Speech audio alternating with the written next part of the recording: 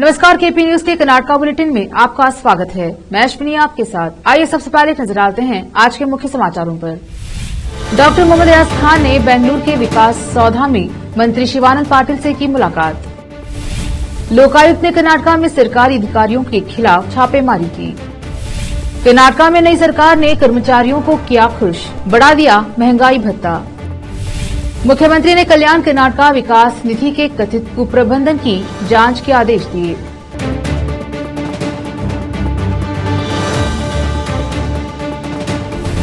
समाचारों का सिलसिला शुरू करते हुए देखते हैं समाचार विस्तार से। पहले समाचार स्थानीय। केपी न्यूज 24/7 के संस्थापक निदेशक डॉक्टर मोहम्मद एयाज खान ने आज राज्य के कपड़ा और गन्ना मंत्री शिवानंद पाटिल से मुलाकात कर उन्हें मंत्रिमंडल में शामिल होने पर शुभकामनाएं दी और राज्य के साथ साथ बीदर जिले में विभाग द्वारा विकास कार्यों के संबंध में बातचीत की। इसके अलावा अतिरिक्त मुख्य कार्यदर्शी IAS राकेश सिंह से मुलाकात की। अब समाचार राज्य के। लोकायुक्त के छापे पूरे कर्नाटका में विभिन्न स्थानों पर सरकारी अधिकारियों के खिलाफ चल रहे हैं, जिन्होंने कथित तौर पर आय के ज्ञात स्रोतों से अधिक संपत्ति अर्जित की है। बेंगलुरु, तुमकुर, हावेरी, मैसूर और बीदर जिलों में उनके आवासों, कार्यालयों और निजी संपत्तियों पर छापेमारी की जा रही है। जांचकर्ता संपत्ति के दस्तावेजों और बैंक खाते के विवरण की पुष्टि कर रहे थे। तुमकुर जिले में KRIDL अधिकारी नरसिम्हा मूर्ति के आवास पर छापेमारी की जा रही है। हावेरी जिले में रानी बेन्नूर कस्बे में निर्मिथि सेंटर इंजीनियर वागेश शेट्टार के आवास और हावेरी शहर के जिलायुक्त कार्यालय परिसर में स्थित निर्मिति के कार्यालय पर छापेमारी की जा रही है। सूत्रों ने बताया कि बेंगलुरु के बसवेश्वर नगर स्थित बेस्कॉम के तकनीकी निदेशक रमेश के आवास पर छापा मारा गया है। अन्य ठिकानों पर छापेमारी की जानकारी अभी सामने नहीं आई है। मैसूर नगर निगम से जुड़े एक अधिकारी महेश कुमार के मैसूर के निवेदिता नगर स्थित आवास पर छापा मारा गया। 13 अधिकारियों की टीम उनके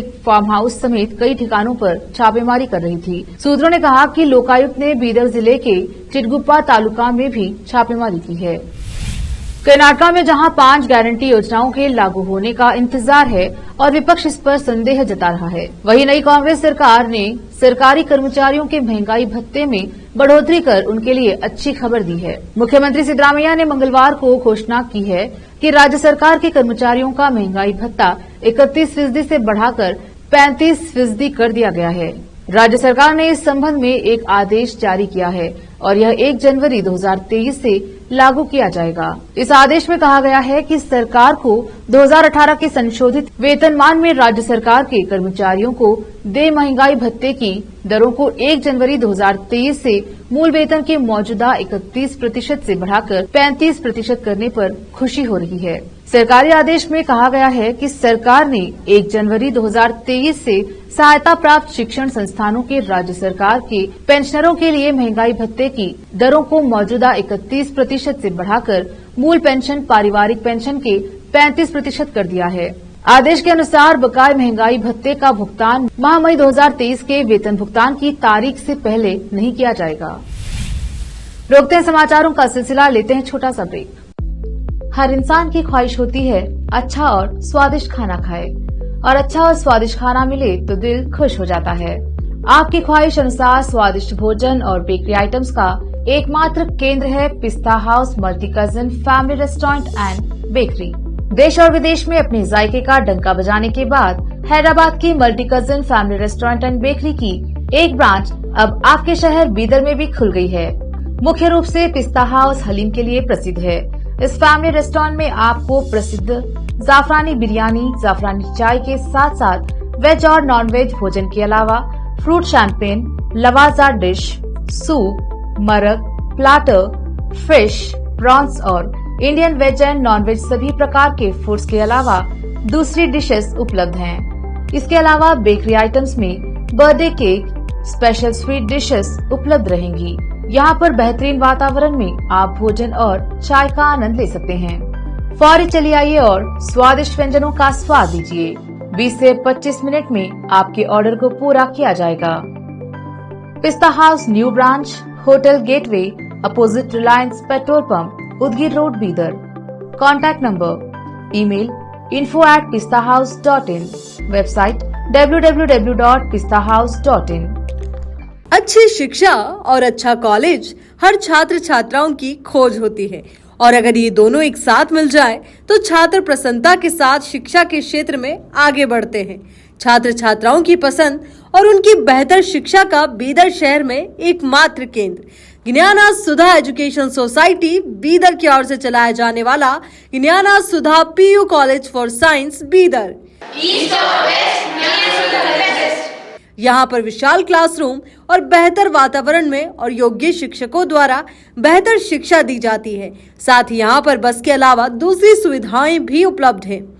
ज्ञाना सुधा पीयू कॉलेज बीदर में साल 2023-24 के लिए PUC first year, PUC second year के लिए एडमिशन ओपन हो चुके हैं। आज ही चले आइए और एडमिशन कराइए और इस कॉलेज में शिक्षा प्राप्त करके सक्षम बनिए। Gnana Sudha PU college for science Bidar 2023-24 के लिए Gnana Sudha PU science college में एडमिशन्स ओपन हैं और आपके बच्चों के बेटर फ्यूचर के लिए ज्ञाना सुधा ज्वाइन करिए और उसके लाभ उठाइए। और हमारे पास जो क्वालिटी एजुकेशन है वो हर बच्चे के लिए अफोर्डेबल है और वो भी मिनिमम फीस में और बेस्ट क्वालिटी आपको मिलेगा।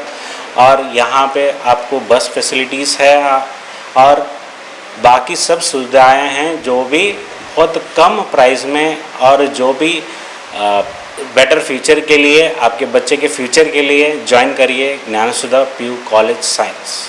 अभी हमारे पास ज्ञाना सुधा पीयू कॉलेज साइंस में कंसेशन चल रहा है। आप बिफोर रिजल्ट आके एडमिशन कराएंगे तो आपको 20,000 का कंसेशन मिलेगा।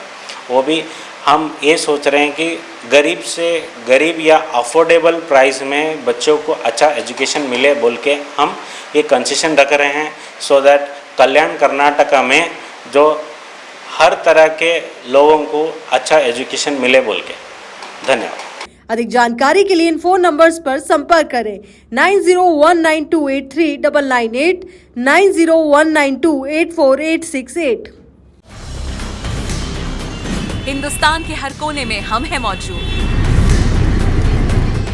24 घंटे हालात पर गहरी नजर, खबरों से जुड़े चुपते सवालात और आपको दिखाता है धार्मिक, सामाजिक, राजनीतिक, लोकल और इंटरनेशनल न्यूज की सबसे बेहतर कवरेज जो आपको रखती है हर पल बाखबर। देश और दुनिया भर की खबर के लिए देखते रहें केपी न्यूज 24/7। ब्रेक के बाद स्वागत है आपका। देखते हैं समाचार। कर्नाटका के मुख्यमंत्री सिद्धरामैया ने कल्याण कर्नाटका क्षेत्र विकास बोर्ड KKRDB से धन के कथित कुप्रबंधन की जांच की घोषणा की। यह दावा किया जाता है कि भारतीय जनता पार्टी BJP जो पहले राज्य में सत्ता में थी, अपने ही विधायकों को लाभ पहुंचाने के लिए बड़ी मात्रा में धन का उपयोग किया गया है। ग्रामीण विकास और पंचायत राज मंत्री प्रियांक खरगे ने अपने आधिकारिक ट्विटर अकाउंट पर जांच की घोषणा की। KKRDB फंड से करोड़ों रुपए के डायवर्जन के संबंध में चिंता व्यक्त करते हुए उन्होंने मामले की व्यापक जांच करने के लिए सरकार की प्रतिबद्धता की पुष्टि की। खरगे ने कहा कि जांच का उद्देश्य है कि अनियमितता को उजागर करना, इसमें शामिल लोगों की पहचान करना और उनके कार्यों के लिए उन्हें जवाबदेह ठहराना है। हैदराबाद कर्नाटका क्षेत्र विकास बोर्ड की स्थापना 2023 में की गई थी और 2019 में इसका नाम बदलकर कल्याण कर्नाटका क्षेत्र विकास बोर्ड कर दिया गया। बोर्ड का अधिकार क्षेत्र बीदर, बल्लारी, कलबुर्गी, कोप्पड़,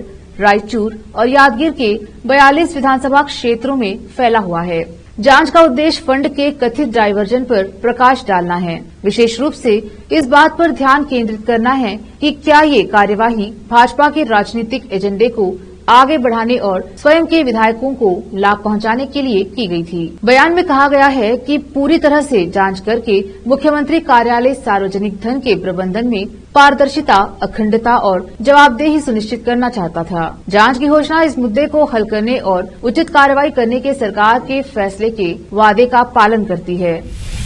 पूर्व मंत्री बीसी पाटिल ने कांग्रेस सरकार पर निशाना साधते हुए कहा कि अगर गारंटी के नाम पर विकास कार्यों को रोका गया तो हमें सड़कों पर उतरना होगा। मंगलवार को हावेरी में मीडिया से बात करते हुए उन्होंने कहा कि सत्ता में आने के बाद पहली कैबिनेट में 5 गारंटी योजना लाएंगे, लेकिन कांग्रेस सरकार के सत्ता में आने के 11 दिन बाद भी पाटिल ने आरोप लगाया कि वे गारंटी योजनाओं के बारे में बात नहीं कर रहे हैं। कांग्रेस झूठी गारंटी देकर और लोगों को धोखा देकर सत्ता में आई है। मंत्री जारकीहोली ने कहा कि गारंटी कार्ड की तरह सभी को योजनाएं देना संभव नहीं है। बीसी पाटिल ने आलोचना की है कि एक बार सत्ता में आने के बाद सत्ता में आने तक वे स्टार हैं। बीसी पाटिल ने कहा कि बीजेपी इसीलिए हारी क्योंकि कांग्रेस ने जो विकास कार्य किए हैं उससे पहले झूठे वोटरों तक पहुंच गई। जैसे दरवाजे से सच निकलेगा, झूठ गायब हो जाएगा। आज मंत्री ईश्वर खंडरे ने राज्य में चल रहे विकास कार्यों में तेजी लाने के लिए राज्य प्रदूषण नियंत्रण बोर्ड के अधिकारियों के साथ बेंगलुरु झील का दौरा किया और एनजीटी और अन्य सभी दिशा निर्देशों के कार्यान्वयन का भी निरीक्षण किया। इस अवसर पर खंडरे ने अधिकारियों को दिशा निर्देश देते हुए कहा कि 2024 में बेलंदुर झील सीवेज से मुक्त हो जाएगी। विशेष संवाददाता की report. Pollutants emitted from this lake, so it is danger to society, it is danger to the health of the people. So the concerned departments, BDA, BBMP, they all taken action regarding this. Today I have visited just to expedite the whatever works are going on here. So as per NGT guidelines, all guidelines will be implemented in toto, and by 2024 all STPs will be established here, and water will be treated, and this lake will be rejuvenated. Sir, what are the steps that are being taken to ensure that a lot of encroachment that are there to remove that one, sir? We already issued orders to remove the encroachments. Suppose if some more encroachments are brought to our notice, we will take steps to remove them. Okay, sir, with regard to implementation of the guarantees, sir, so today cabinet meeting also there. Already cabinet meeting is there at 12 o'clock. I am going for the cabinet meeting only. We will implement all the guarantees. Whatever promises we have done, all those promises will be implemented in total. So with regard to the Belandur, this one, so any particular timeline that has been given by you, sir? So I heard you Timeline speaking. is 2024. STP should have been established earlier only. By 2021 they should have completed. Of course there is delay. They have taken time to complete it. By 2024 all STPs will be completed and treated water will be there. The lake will be totally free of all pollutants. So you also have directed officials to ensure that more number of trucks are deployed to Lot of silt is there. They have removed silt and they have not dumped the silt outside. That is a problem. Nearly I think lakhs of tons of silt is here only. That has to be done expeditiously. There is some ground level problems are also there. Wherever they are going to dump the silt, in that area, that constituency people are objecting for this toxic silt is being dumped here and there, health hazard may happen. So that all these things, practical problems are there, they have to be sorted out. Officials are there, public representatives are there, they are taking care of that. So with regard to world environment that is coming, sir, any particular plans that you have, sir? We have got a lot of plans, lot of plantations, awareness programs, and all so many things are there that will come out on that World Environment Day. Thank you so much, sir. Thank you. Bijapur शहर के Shastri market में बीती रात एक mobile चुराकर भागने वाले को लोगों ने पीछा कर पकड़ा तो चोर ने लोगों को चाकू दिखाकर धमकाने लगा, लेकिन लोगों ने भी बेखौफ होकर उसको पकड़ा और गांधीनगर पुलिस के हवाले किया। सज्जाद फौजदार की रिपोर्ट।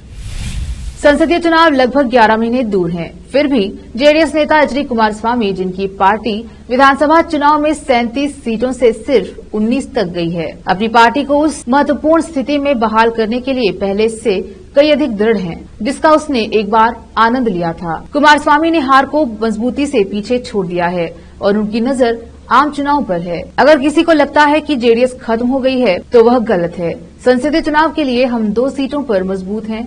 हम 3 और निर्वाचन क्षेत्रों में एक ठोस लड़ाई दे सकते हैं और 5 या 6 अन्य सीटों पर हम अपनी पसंद के उम्मीदवारों और रणनीतियों के साथ परिणाम तय कर सकते हैं। खोए हुए समर्थन को फिर से हासिल करने के बारे में पूछे जाने पर उन्होंने आत्मविश्वास से कहा, 200% हम 4% खो चुके हैं, जो हमने खो दिया है। हम संसदीय चुनावों के दौरान इसे वापस लेंगे। कांग्रेस नेता और सीएम सिद्धरामैया पहले ही 20 संसदीय सीटों की बात कर रहे हैं। हम ये चुनाव अच्छे से लड़ेंगे। जुझारू कुमारस्वामी ने कहा कि खराब प्रदर्शन का आत्मनिरीक्षण करने के लिए पार्टी पहले ही राज्यव्यापी बैठक कर चुकी है। उन्होंने कहा, हम जिला स्तर की बैठकों की तैयारी कर रहे हैं, जहां हम न केवल विधानसभा चुनाव के नतीजों को देखेंगे बल्कि भविष्य की योजना भी बनाएंगे। पार्टी आगामी जेडपी, टीपी चुनावों, बीबीएमपी चुनाव और संसदीय चुनाव के लिए लगन से तैयारी कर रही है।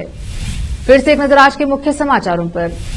डॉक्टर मोहम्मद एयाज खान ने बेंगलुरु के विकास सौधा में मंत्री शिवानंद पाटिल से की मुलाकात।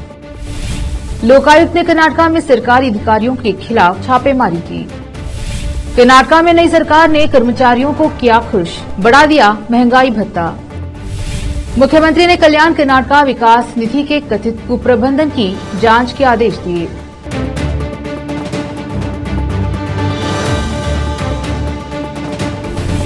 केपी न्यूज के कर्नाटका बुलेटिन में आज इतना ही। देखते रहिए केपी न्यूज 24/7। धन्यवाद।